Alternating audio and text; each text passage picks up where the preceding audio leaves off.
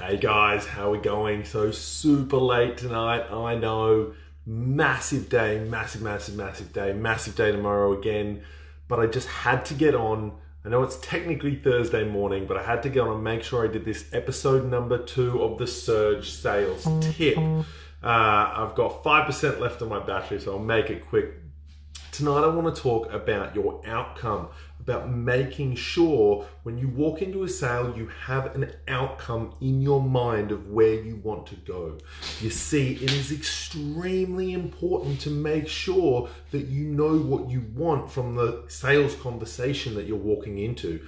Don't just walk in there and see how it's going to go. If you see how it goes, you'll see it go. And that's the problem.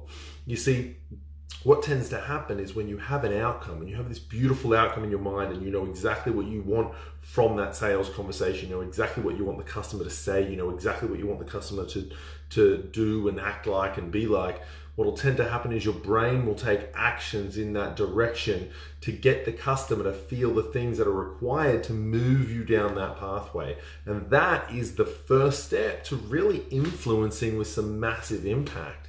So make sure you have that outcome. Too many people are currently walking into their sales with just this generalized overview of, oh, we'll see how it goes. I kind of want this, but we'll see how it goes. Now, you need to have a specific designed outcome, an outcome that really makes a difference to them, a difference to you, and is exactly what you're after and what they're after. So you need to have this specific outcome from your sales conversation, absolutely necessary. So that's why you need to have it, but how can we make sure we have that? Well, what I want you to do is every time you walk into a sales conversation, every single time, I need you to walk in there with a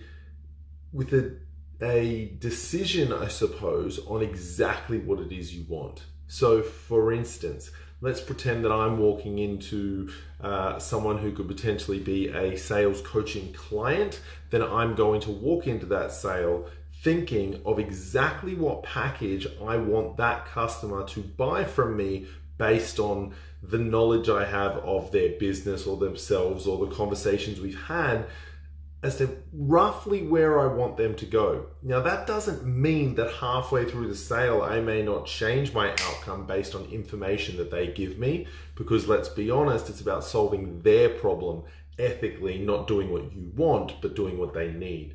That's the most important thing. But I'm going to go in there with an outcome.